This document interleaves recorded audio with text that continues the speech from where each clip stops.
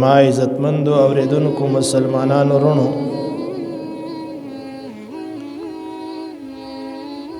نن د جمعې مبارک ورځ ده ټیم ډیر سخت مختصر او لږ ټیم د مانځه پاتې دی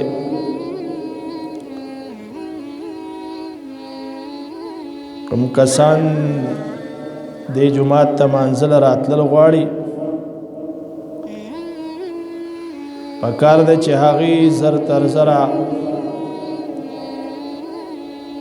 ځان جمعات تر ورسې ځکه جمعات کې د جمعې د مانځه د پاره ټیم په غړای کې تاسو ورکړی چې هغه یو نیمه بجه ده یو نیمه بجې ته 10 منټه پاتې دي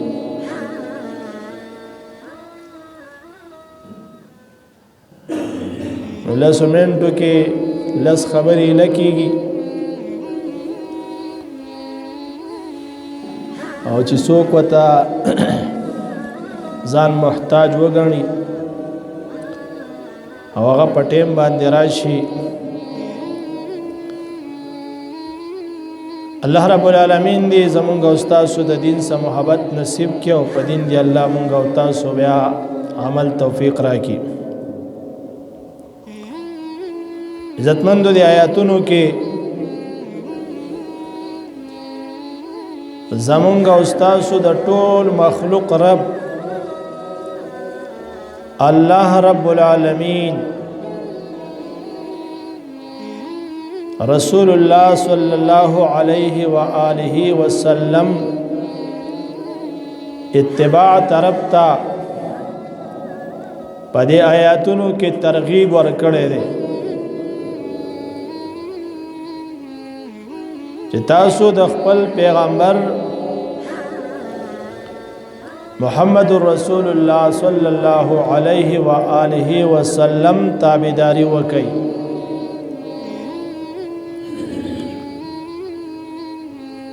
نو پدې باندې به الله رب العالمین تاسو ته خپل محبت نصیب کی الله بس تاسو سره مینه وکړي الله فرمائے قل ان کنتم تحبون الله فاتبعوني پیغمبر زما د مخلوق ته او د خپل امتیانو ته وایا کتا سو د الله سره مینا کول غواړی د الله سره مینا کوي نو فاتبعوني زما تابعداري وکي يحببكم الله الله بستاسو سره محبت وکي ويغفر لكم ذنوبكم الله بستاسو گناهونه معاف کی والله غفور رحیم الله بخون کې مهربان دی او بیا ور پسې چې الله رب العالمین وی قل اطیعوا الله وای پیغمبره د خلکو ته چې د الله تابعداري وکي او رسول او د الله د پیغمبر تابعداري وکي فإن تولوا کتاسو د الله او د الله د پیغمبر د تابعداري نه وګرځیدای دم پرې خو دا نو دا کار د کفر دی دا سړی کافر دی او فإن الله لا يحب الكافرين یقینا الله محبت مینا نه کوي د کافرانو سره رسول الله صلی الله علیه وسلم حدیث میں استاسو مخکل وسته رسول الله صلی الله علیه وسلم فرمایي کدا خبره ما باندې ګران نه وې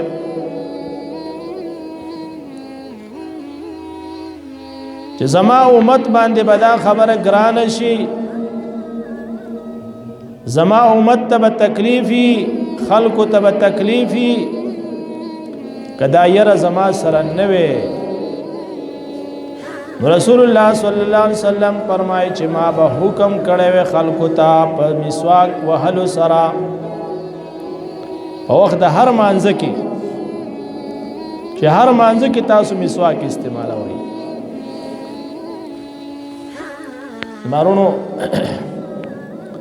مختصر یو څو خبرې کومه. مونږ او تاسو ته الله پاک یو بهترین پیغمبر را لېږلی دی. دا په امت کې چې څوک دي نو دا لوی هغه د پهار خبره ده. دا ډېر بهترین امت دی، دا ډېر بهترین پیغمبر دی. دا امت بارک الله رب العالمین قرآن پاک کی ارشاد فرمایل کنتم خیر امت اخرجت للناس، تاسو بهترین امت یې، غوره امت یې، غورواله او تاسو اوچت حیثیت پس خبره باندې دی. دا په یو اهم کار باندې دی، هغه دا دی چې تاسو تأمرون بالمعروف وتنهون عن المنکر، تاسو به د خو خبرو خلکو ته حکم کوئ، د خو کارونو به حکم کوئ، د بدو کارونو د بدو خبرونو به خلک منع کوئ. دی وجه باندې تاسو غوره یې. پیغمبر هم زمونږ بهترین پیغمبر دی، امام الانبیاء دی، د ټولو پیغمبرانو امامتي کړې ده، د پیغمبرانو سردار دی،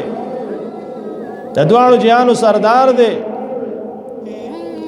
نو دا هغه پیغمبر هر یو سنت هغه امت د ډېر په بهترین انداز باندې پوره کول پکار دی. دغه پیغمبر سره مینه کول پکار دی. پیغمبر سره اوس مونږ څنګه مینه کوو؟ زمانو د پیغمبر دا نوم دا چې کله یاد کړی شي نو دغه وخت کې اورېدونکو له پکار دی چې هغه په درود شریف وایي، او چې ونه وایي نو دا د پیغمبر د امین او د جبرائیل علیه السلام د خیرو مستحق ګرځي. کله چې د محمد رسول الله صلی الله علیه و آله وسلم نوم مبارک یو مجلس کې او محفل کې ذکر شي، اوریدونکو په درود شریف ونه وایي، احادیث به تاسو بار بار اوریدلې. د رمضان مبارک په میاشت کې رسول الله صلی الله علیه وسلم چې یو منبر باندې پړوي باندې خپکه خو د امین وای، بل باندې بیا امین، بل باندې بیا امین، او په اخر کې د رسول الله صلی الله علیه وسلم نه تاسو کله شو د الله پیغمبر نن ستاد خلی مبارک نه مون عجیب کلمات واوریدل، دا سمخ کې مونږ نه دی اوریدلی. پیغمبر علیه السلام او دی وخت کې ماته جبرائیل علیہ السلام راغلیو او هغه ما تدریب دعای درې خیره وکړي د څه کسانو باره کې او ما پاغه باندې امین وایا. یو پاغه کې هغه سړی او چې دا هغه مور او پلار ژوند دی وي، یو یا دوانه د هغه خدمتونه کې د هغه په وجه باندې د جنت لو والا جوړ نشي، د بخنه و نشي، نو دا سړی د غرق شو تباشي. پیغمبر علیہ السلام ما په امین وایا. دویم هغه سړی چې دا هغه په زندګۍ کې الله رب العالمین په د باندې احسانو کې انعامو کې او په د باندې رمضان مبارک روزه راشي او د رمضان د میاشت هم دغه شان دنه په غفلت کې تیر شي او د بخنه پکې ونه شي، نو دا سړی د تباشي، دا خزه د تباشي، سړی دی او که خزه هر سوچي. پیغمبر علیہ السلام ما په امین وایا. دریم هغه سړی دی چې هغه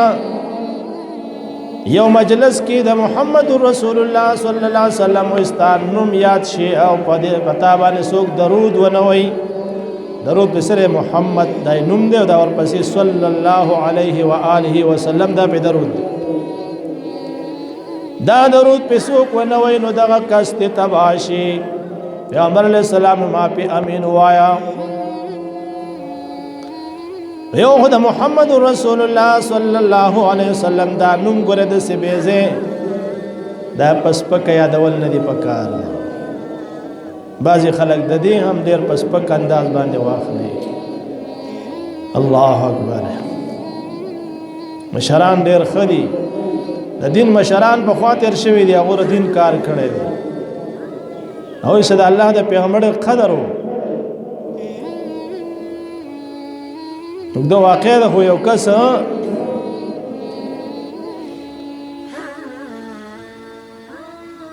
زوی محمد نوم یې خو دی نو هغه ورته دا نوم نه وای دا نوم درته ولې ونه وای ما اودس نشته دا زوی له دې نوم یې خو دی چې دا زه بیا اودس ویلې نشم دومره ادب دومره احترام چې د پیغمبر نوم بیا اودس نه اخلي دا هم خلک د پیغمبر د نوم دومره قدر کول او بیا د پیغمبر د سنتو دا هغه ډیر خیال ساتله نن د پیغمبر په سنتو پورې زمارونو خپکیږي مونږ او تاسو ټوغي کو مسخري کو دا ګور ډیر د افسوس خبره ده کافر خواسم کافر دي يهوديان خواسم يهوديان دي نصرانيان خواسم نصرانيان دي اسم بی دین دي اخواسم د اور خشاک دي د جهنم خوراک دي و چې ځان ته مسلمانان وایو ځان ته د محمد رسول الله صلی الله علیه وسلم امتیان وایو او بیا هم د پیغمبر په سنت پورې ټوغي کوي د پیغمبر سنت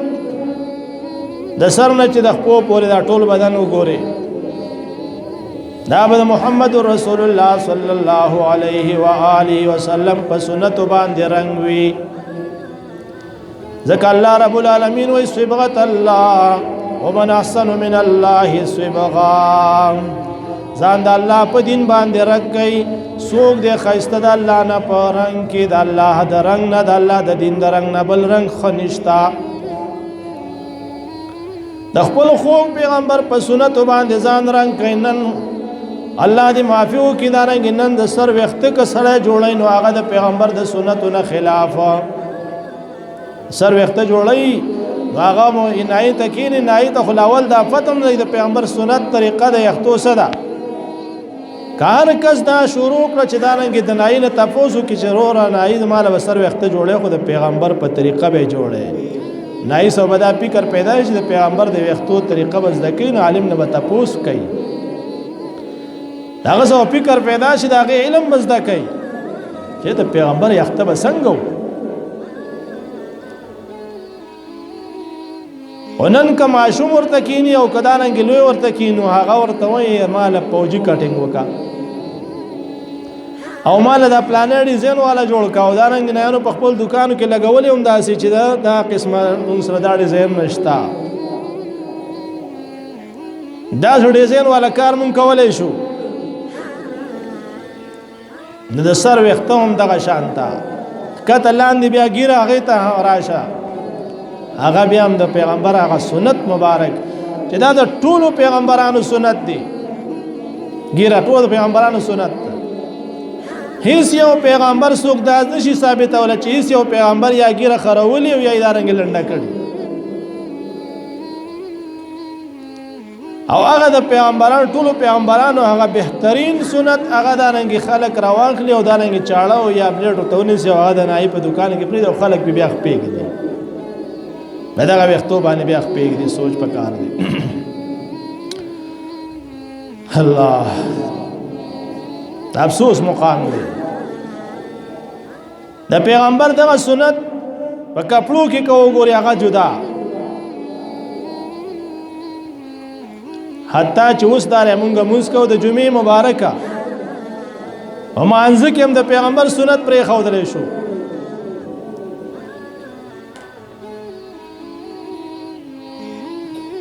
کله دا مونږ شي هر پر زمو کړو بس یو غر دی بیا مله سنت په کې چاره واستې او شو کا چې موږ د پرز قدر وکوم لوی خبره ده د سنت او اهمیت ختم شو د پیغمبر د سنت او اهمیت ختم شو چې د پیغمبر د سنت او اهمیت ختم شو دا مسلمان به د الله رب العالمین محبت سه حاصل کی الله رب العالمین خو خپل محبت د پیغمبر په تابعداري پورې تړلې دي دی آیات کې صفا واضح خبره ده. الله فرمایي قل ان کنتم تحبون الله فاتبعوني. که تاسو د الله سره مینه کول غواړئ نو زما د پیغمبر تابعداري وکړئ. دا تش په خوراک کې خونده چې دارنګې دسترخوان به خور کې لاس د وینځئ او بیا وروسته مو وینځئ نه. دا په ټولو خبرو کې ده. دا جمعات ته راتلو کې هم ده، دا په وتو کې هم ده، دا په ګیرم کې هم ده، دا په سر وختو کې هم ده، دا په کپړو کې هم ده، دا په معاملاتو کې هم ده، دا د ماشوم په خولو کې هم ده، دا ماشوم په پیدایش کې هم ده، دا بیا دارنګې په کوچدن کې هم ده، دا بیا په واده کې هم ده، او دا بیا په خادۍ کې هم ده، په هر څه کې ده. دا نه چې په کومه کې ستا مرضي او تا ته موقع چې بس پای کې به کوم او چې نه په غم کې به هم د پیغمبر طریقې، په خادۍ کې به هم د پیغمبر طریقې. او کدا نه چې رب ما باندې خو غم راغلی تا ته څه پته ده، او ما باندې په کلونو کلونو باندې یو خوشالي راغله دغه را پورې په غم کې. د پیغمبر سنت پورې زمانو ټوغ نه دی په کار. د پیغمبر سنت سره محبت په کار دی. کافرونه ګیله نشته، خاصم کافر دی، مسلمان دی، مسلمان زمورور مسلمان دی، او د مسلمان هغه د پیغمبر سنت پر ټوغ مذاق دی. په ټوپۍ په سرونو باندې او ځان باندې ښکاري. نن چې ماجرا معاشره ټول وګوري دغه حالت روان دی. که په ګاډي کې ورسول شو دارنګ پلان کوچ کې کېناست 13 کسان پکې ځایږي او 13 کسانو کې ته وګورئ چې یو کس نیم په ټوپۍ په سري هغه هم ځان ته شرمېده چې خو زم لري کوم ټول دارنګ وي. او اکثریت ته سي دي په اکثریت پسې کروان شو، خو اکثرهم لا يعلمون. اکثر خو نه پوهیږي نو ته په اکثر هم سيزي نه ته په حق پسې چې حق کم یو طرف ته دی. وځلکه ټول روان دي صورت پرې دي جوړه شمون به ټول زو دا ټول خو په ناحق روان دي، په ناجایز روان دي، ته خو په حق باندې ته خو وکړه. ها سنت یو کس د سې دی چې هغه اوس په مسافرۍ باندې روان دی، روان سفر کې دی، نو هغه دې صرف قدر پرز وکړي او بیا دې زی خیر چې روان سفر نه دی او د مسافر نه د کلی او دارنګ د اوسیدونکو دی، نو هغه له په کار چې خپه طریقه باندې خپل مون صحیح سر ته ورسي سنت پکې ټول وکي. بهر حال زموږ ټیم ختم دی او د پیغمبر د سنت ډېر اهمیت دی. هغه باندې ټیم ډېر لګي، تاسو هم د ټیم نازي چې بس د جمع د ودلو ټیمي او در خاص داري زموږ د پیغمبر سنت پر ټوغه ونه کو